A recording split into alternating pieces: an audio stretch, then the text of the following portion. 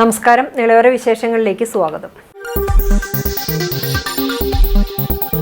തിരുമിറ്റക്കോട് പഞ്ചായത്തിലെ ഡിവൈഎഫ്ഐ സമ്മേളന വേദിയിലേക്ക് കാർ ഇടിച്ചു കയറ്റാൻ ശ്രമിച്ചതായി പരാതി. ഞായറാഴ്ച വൈകിട്ട് 6:15 ജില്ലാ അതിർത്തിയായ ആറങ്ങോട്ടുകരയിലാണ് സംഭവം. കാർ ഓടിച്ചിരുന്നയാളെ പോലീസ് കസ്റ്റഡിയിലെടുത്തു. സ്വാതന്ത്ര്യദിനത്തിന്റെ ഭാഗമായി ഡിവൈഎഫ്ഐ ബ്ലോക്ക് കേന്ദ്രങ്ങളിൽ സംഘടിപ്പിക്കുന്ന സമരസംഗമവുമായി ബന്ധപ്പെട്ട് ഞായറാഴ്ച കറുകപുത്തൂരിൽ നിന്നാരംഭിച്ച ഡിവൈഎഫ്ഐ കാൽനട ജാഥയുടെ സമാപനം ആറങ്ങോട്ടുകരയിലാണ് നടത്തിയിരുന്നത്. സമാപന സമ്മേളനത്തിന്റെ വേദിക്ക് മുൻവശം കാറുമായി ഒരാൾ എത്തുകയും പിന്നീട് നാട്ടുകാരും ഡിവൈഎഫ്ഐ പ്രവർത്തകരും ചേർന്ന് കാർ ഓടിച്ചിരുന്നയാളെ പോലീസിൽ ഏൽപ്പിക്കുകയുമായിരുന്നു. കാർ ഓടിച്ചിരുന്ന ദേശമംഗലം കരിപ്പാൽ വീട്ടിൽ പ്രദീപിനെ ചാലിശ്ശേരി പോലീസ് കസ്റ്റഡിയിലെടുത്തിട്ടുണ്ട്. ഇയാൾ RSS അനുഭാവിയാണെന്നും അപകടമുണ്ടാക്കുന്നതിനായി സമ്മേളനം നടത്തുന്ന സ്ഥലത്ത് എത്തിയതാണെന്നും ഡിവൈഎഫ്ഐ ആരോപിച്ചു. കാർ ഓഫായതിനാലാണ് അപകടമൊഴിവായതെന്ന് ഡിവൈഎഫ്ഐ ചാലിശ്ശേരി പോലീസിൽ നൽകിയ പരാതിയിൽ പറയുന്നു. ജനാധിപത്യ സംഘടനാ പ്രവർത്തനങ്ങൾക്കു നേരെ RSS നടത്തിയ ആക്രമണത്തെ ശക്തമായി നേരിടുമെന്ന് ഡിവൈഎഫ്ഐ ജില്ലാ സെക്രട്ടേറിയറ്റ് അറിയിച്ചു. ഉത്തരേന്ത്യയിലേതുപോലെയുള്ള ആക്രമണങ്ങൾ കേരളത്തിലേക്ക് വ്യാപിപ്പിക്കുന്നതിനുള്ള ശ്രമമാണ് RSS നടത്തുന്നതെന്നും പ്രസ്തുത സംഭവത്തിൽ ശക്തമായി പ്രതിഷേധിക്കുന്നതായും സംസ്ഥാന കമ്മിറ്റി അംഗം AK ഷാനിബ് പറഞ്ഞു. മാർക്കറ്റിംഗിനകത്താണ് ഇന്ന് സിനിമയുടെ വിജയമെന്നും സിനിമകൾക്ക് പേരിടാൻ പോലും പേടിക്കേണ്ട കാലഘട്ടമാണിതെന്നും നടൻ TG രവി പട്ടാമ്പിയിൽ സംഘടിപ്പിച്ച സിനിമാ സെമിനാറും ഷാജി N കരുൺ അനുസ്മരണ സമ്മേളനവും ഉദ്ഘാടനം ചെയ്ത് സംസാരിക്കുകയായിരുന്നു TG രവി. പുരോഗമന കലാ സാഹിത്യ സംഘം പട്ടാമ്പി മേഖലാ കമ്മിറ്റിയുടെ നേതൃത്വത്തിലാണ് സിനിമാ സെമിനാറും ഷാജി N കരുൺ അനുസ്മരണവും സംഘടിപ്പിച്ചത്. കോലാഹലം സിനിമാ പ്രവർത്തകർക്കുള്ള ആദരവും ഇതോടൊപ്പം സംഘടിപ്പിച്ചു. പട്ടാമ്പി ഗവൺമെന്റ് കോളേജിൽ നടന്ന പരിപാടി സിനിമാ താരം TG രവി ഉദ്ഘാടനം ചെയ്തു. മാർക്കറ്റിനകത്താണ് ഇന്ന് സിനിമയുടെ വിജയമെന്നും സിനിമകൾക്ക് പേരിടാൻ പോലും പേടിക്കേണ്ട കാലഘട്ടമാണ് ഇതെന്നും ഉദ്ഘാടന പ്രസംഗത്തിൽ TB രജി സൂചിപ്പിച്ചു. സമൂഹത്തെ മുന്നിൽ കണ്ടുകൊണ്ടെടുക്കുന്ന സിനിമകളെക്കാൾ കോടികൾ ചെലവഴിച്ച് നിലവാരമില്ലാത്ത സിനിമകൾക്ക് അവാർഡ് നൽകുന്ന കാലഘട്ടമാണ് ഇതെന്നും അദ്ദേഹം സൂചിപ്പിച്ചു. ഒരു മണിക്ക് ഇറങ്ങുന്ന ഒരു പടം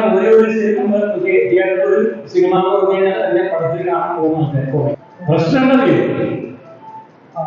ഇതില് ബാലയുടെ വിഷയം, ബാലയുടെ രാമരാജ്യത്തിൽ രാമനായിട്ട് അഭിനയിക്കുന്ന ആള് ആ നാടകത്തിന്റെ അടുത്ത് മുസ്ലിമാണ്. അത് പറ്റില്ല എന്നുള്ള വിഷയം, അതാണ് ഈ കാലത്തെ വിഷയം. അത് തന്നെയാണ് ആ സിനിമ.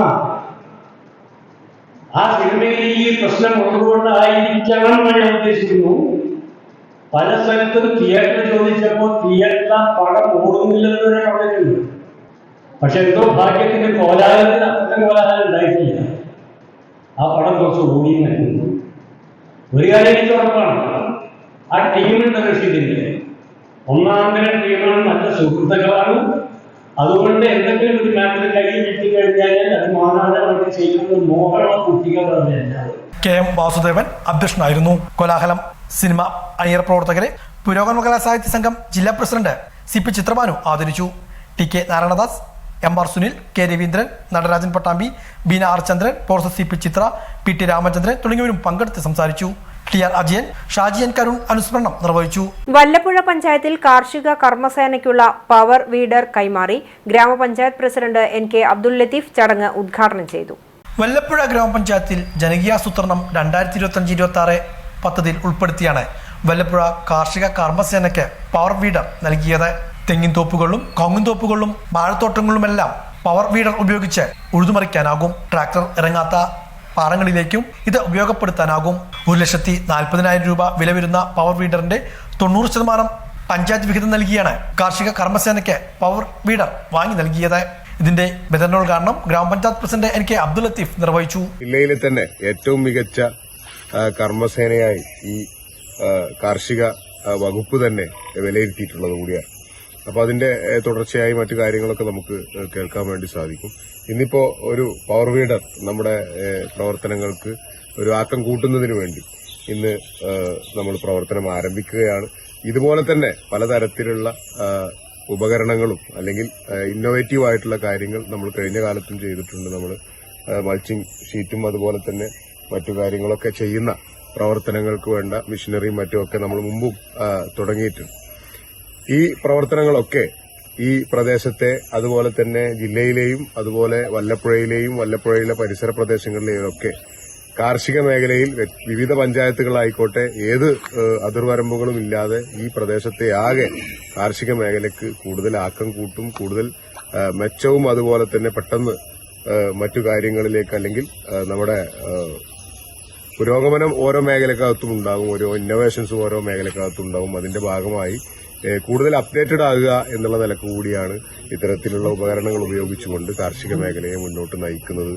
കൃഷി ഓഫീസർ UV ദീപ, MD കുഞ്ഞു മുഹമ്മദ് ചെറുകോട്, പാടശേഖര സമിതി സെക്രട്ടറി ശിവരാമൻ വെല്ലപ്പുഴ, കാർഷിക കർമ്മസേനാ സെക്രട്ടറി സുബ്രഹ്മണ്യൻ, അബ്ദുൾ ഹർഷാദ്, അബ്ബാസ്, പ്രഭാകരൻ നായർ, നാരായണൻകുട്ടി, രാജഗോപാലൻ, മറ്റു പാടശേഖര സമിതി ഭാരവാഹികൾ, കാർഷിക കർമ്മസേന അംഗങ്ങൾ, കർഷകർ തുടങ്ങിയവരും ചടങ്ങിൽ സന്നിഹിതരായിരുന്നു.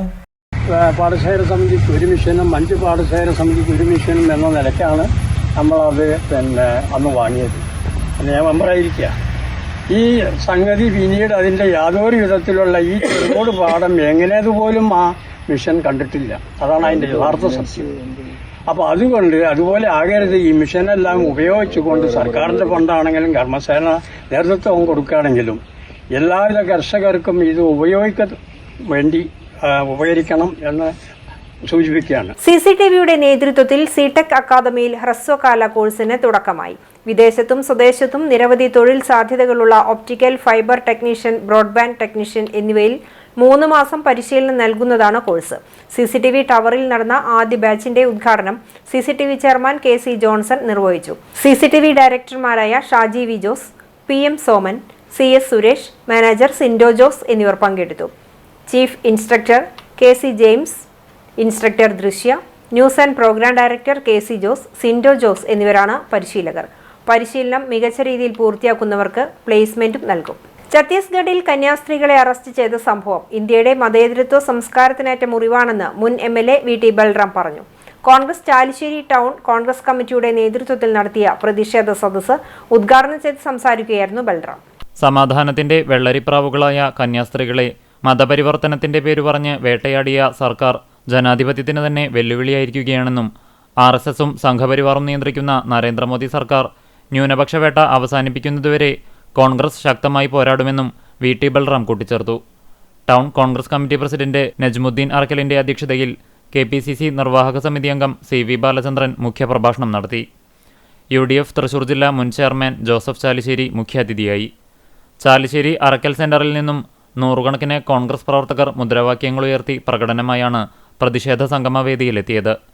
UDF തൃത്താല നിയോജക മണ്ഡലം ചെയർമാൻ TK സുനിൽകുമാർ, മണ്ഡലം പ്രസിഡന്റ് PV ഉമർ മൗലവി, പഞ്ചായത്ത് പ്രസിഡന്റ് വിജേഷ് കുട്ടൻ, മുതിർന്ന കോൺഗ്രസ് നേതാക്കളായ PC Gangadharan, KM Chandrasekharan, Muslim League panchayat secretary Siddi Avangattil, Mahila Congress മണ്ഡലം president AM Rukkiya Hamsa, block Congress committee ഭാരവാഹികൾ, പഞ്ചായത്ത് അംഗങ്ങൾ തുടങ്ങിയവർ സംസാരിച്ചു.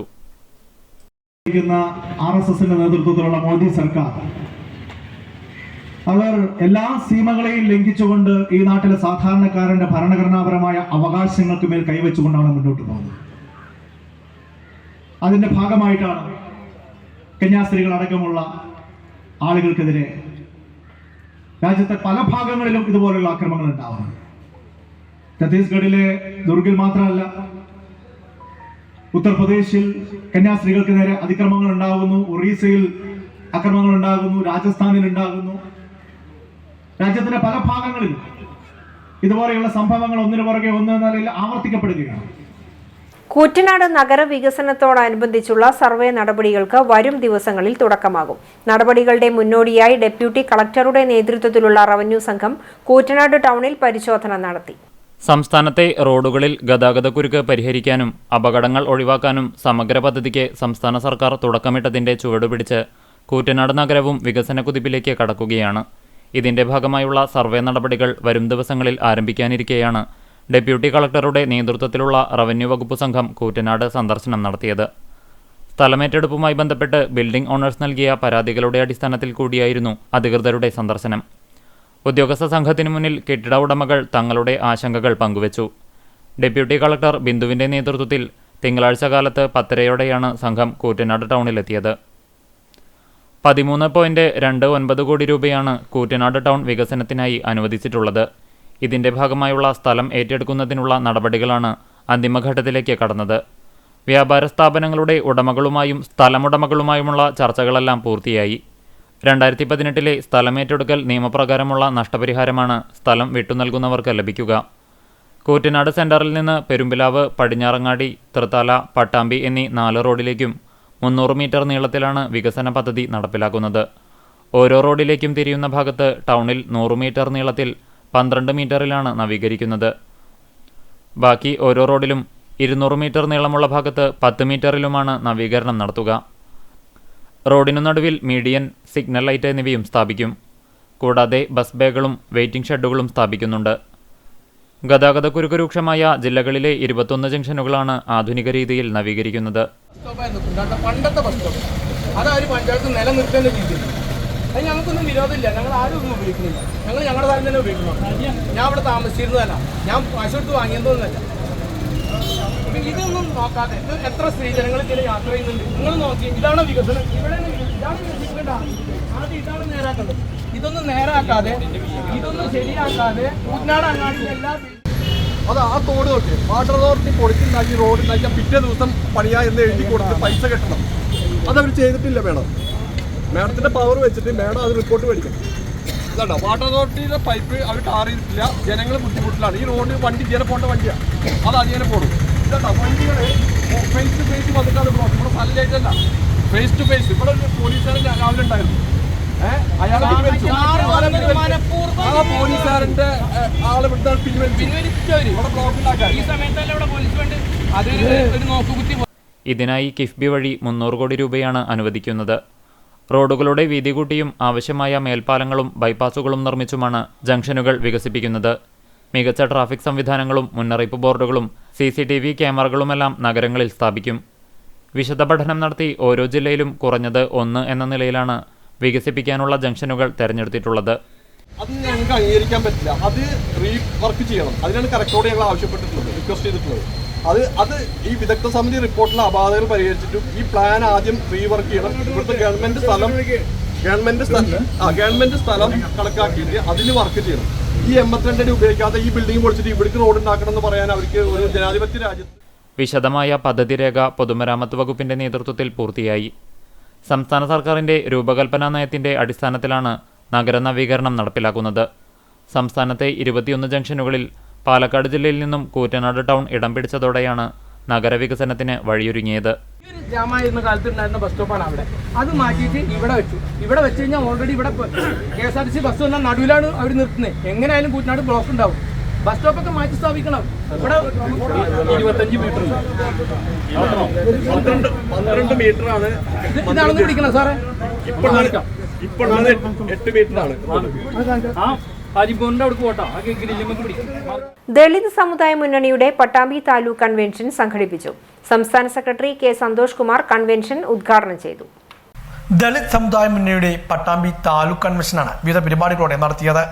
ജില്ലാ പ്രസിഡന്റും സംസ്ഥാന കമ്മിറ്റി അംഗവുമായ KM കൃഷ്ണൻകുട്ടി കൺവെൻഷൻ ഉദ്ഘാടനം ചെയ്തു. സംസ്ഥാന സെക്രട്ടറി K. സന്തോഷ് കുമാർ മുഖ്യപ്രഭാഷണം നടത്തി.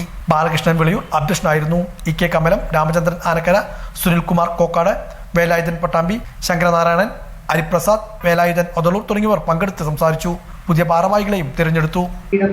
അല്ലെങ്കിൽ സാമ്പത്തിക സംവരണം സെൻട്രൽ ഗവൺമെന്റ് ഭരിക്കുന്ന സെൻട്രൽ ഗവൺമെന്റ് നടപ്പിലാക്കിയതോടുകൂടിയാണ് മാർഗമില്ലാ നിയമം നടപ്പാക്കിയതോടുകൂടിയാണ് കേരളത്തിലെ EWS വന്നത്. സാമ്പത്തിക സംവരണം എന്നൊരു സംവിധാനത്തിലെ ഭരണഘടനയിൽ രൂപപ്പെട്ടു വന്നത് നൂറ്റാണ്ടുകളായി പൊതുസമൂഹത്തിൽ നിന്നും മാറ്റി നിർത്തപ്പെട്ട മനുഷ്യരുടെ സാംസ്കാരികവും സാമ്പത്തികവും രാഷ്ട്രീയവുമായ ഉന്നമനം ലക്ഷ്യം വെച്ചുകൊണ്ട് ഭരണഘടനാ ശില്പി അംബേദ്കർ ഭരണഘടനയിൽ എഴുതി ചേർത്ത ഒരു സംവിധാനമാണ്. ഇതിൻ്റെ അന്തസ്സത്തിനെ കളഞ്ഞുകുളിക്കുന്ന രീതിയിൽ സാമ്പത്തിക സംവരണം കേരള സർക്കാർ മനസ്സിലാക്കിയപ്പോൾ കേരളത്തിൽ അന്ന് ഈ ഒരു സംവിധാനത്തെ ചോദ്യം ചെയ്യാൻ ആരും ഉണ്ടായിരുന്നില്ല എന്നുള്ളതാണ്. ഇതുപരമായി സമുദായ സംഘടനകൾ കോട്ടയത്ത് ഒത്തുകൂടുകയും 2 ദിവസം ഈ കാര്യങ്ങളെക്കുറിച്ച് ചർച്ച ചെയ്യുകയും അതിൻ്റെ ഫലമായി രൂപപ്പെട്ടു വന്ന ഒരു സംവിധാനമാണ് ദളിത് സമുദായ മുന്നണി എന്നുള്ളത്. മലയാളിക്ക് ആശ്വാസമായി വെളിച്ചെണ്ണ വില കുറയുന്നു. മൊത്ത വ്യാപാരികളെ മറികടന്ന് കമ്പനികൾ കർഷകരിൽ നിന്ന് കൊപ്ര സംഭരിക്കുന്നതും ഓണക്കാലത്ത് സബ്സിഡി നിരക്കിൽ വെളിച്ചെണ്ണ നൽകാൻ സർക്കാർ തീരുമാനിച്ചതുമാണ് വിലക്കുറവിന് വഴിയൊരുക്കിയത്. രമ്യ സനിൽ തയ്യാറാക്കിയ റിപ്പോർട്ട്.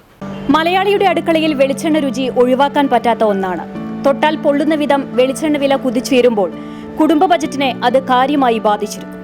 കേരനിരകളാടുന്ന നാട്ടിൽ ജനിച്ചു വളർന്ന നമുക്ക് വെളിച്ചെണ്ണയിൽ പാചകം ചെയ്ത വിഭവങ്ങളാണ് കൂടുതൽ പ്രിയം. അതിന്റെ രുചിയും മണവും ഒന്ന് വേറെ തന്നെയാണ്. എന്നാൽ കഴിഞ്ഞ 2 മാസങ്ങളായി വെളിച്ചെണ്ണ വില കുതിച്ചുയർന്നപ്പോൾ അടുക്കള രുചിക്ക് കോട്ടം വന്നു. 1 ലിറ്റർ വെളിച്ചെണ്ണയ്ക്ക് 420 മുതൽ 500-ലധികം രൂപയാണ് പല ബ്രാൻഡുകളും ഈടാക്കിയിരുന്നത്. നാളികേരത്തിന്റെ വിലയാണെങ്കിൽ 1 കിലോയ്ക്ക് 74 മുതൽ 80 രൂപ വരെയും. നാളികേരത്തിന്റെ വില ഉയർന്നതും ലഭ്യതക്കുറവുമായിരുന്നു വില കുതിക്കാനുള്ള പ്രധാന കാരണം. എന്നാൽ വില വർദ്ധിച്ചാലും വ്യാപാരികൾക്ക് അതിനുള്ള ലാഭം ലഭിക്കുന്നില്ലെന്ന് കുന്നംകുളത്തെ ലില്ലി ഓയിൽ മില്ലുടമ സാജു ഡേവിഡ് പറയുന്നു. വില കൂടുന്നത് ഒരു കണക്കിന് ലാഭമാണെന്ന് വിചാരിക്കും എല്ലാവരും, പക്ഷെ നഷ്ടമാണ്.